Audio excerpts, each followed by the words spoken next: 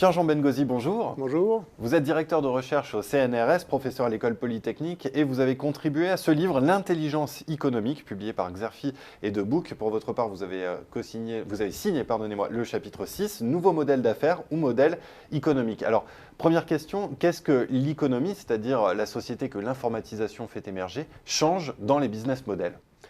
Écoutez, on en parle tous les jours, il suffit de regarder la presse, on parle d'ubérisation, on évoque les nouvelles stratégies d'Apple, de Google, d'Alibaba pour prendre dans des entreprises de pays émergents. Ce que changent en fait les technologies de l'information et de la communication, et plus globalement le numérique, c'est des nouvelles façons d'appréhender la manière de faire du business, pour parler simplement, à la fois de concevoir des nouveaux produits et des nouveaux services, de concevoir de nouvelles manières de fournir ces services et de concevoir de nouvelles manières de les monétiser, de les faire payer et de nouer des relations avec des internautes et des consommateurs.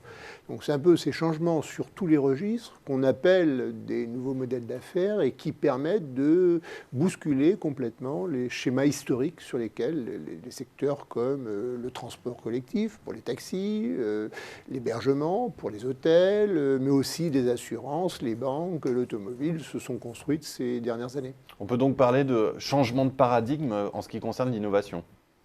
C'est un changement de paradigme parce que traditionnellement, on conçoit l'innovation essentiellement comme portant sur des nouveaux produits. Alors on va dire c'est plus ou moins disruptif, plus ou moins marginal, comme portant sur les nouveaux moyens de les produire, des innovations de procédés ou des innovations de services. Or, ce qu'on voit aujourd'hui avec l'économie, avec ces nouveaux modèles d'affaires, c'est que l'innovation porte aussi sur non seulement les modes de fabrication, les produits, les modes de gestion, mais également sur les modèles d'affaires eux-mêmes. L'arrivée de services comme Uber, comme Airbnb, ou pour prendre deux exemples, ou comme Booking, n'est pas forcément un changement radical du concept de transport. On est toujours transporté dans une voiture individuelle par un chauffeur.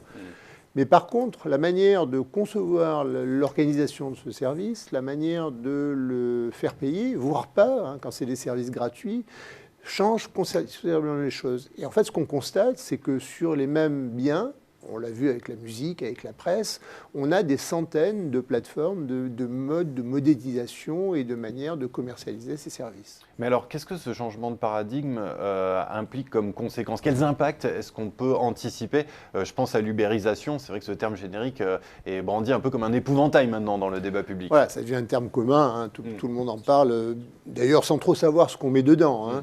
Non, ce que ça change d'abord le fait que les secteurs historiques qui existent depuis parfois des siècles. Le modèle de la musique, du cinéma, ils existent depuis plus de 100 ans. Le modèle de la banque, il existe aussi depuis plusieurs centaines d'années. Ces modèles-là sont complètement perturbés, transformés par des modes alternatifs qui remettent en cause la manière d'investir, la manière d'avoir des relations avec les consommateurs.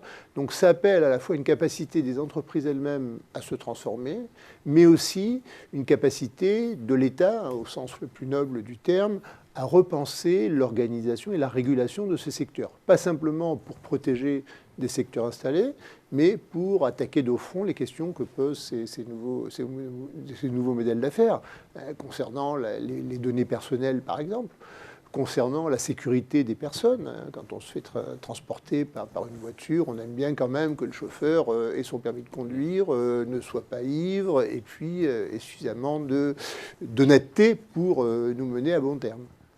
L'intelligence économique, publiée par Xerfi et Debook. Pierre-Jean Bengozi, merci beaucoup. Merci à vous.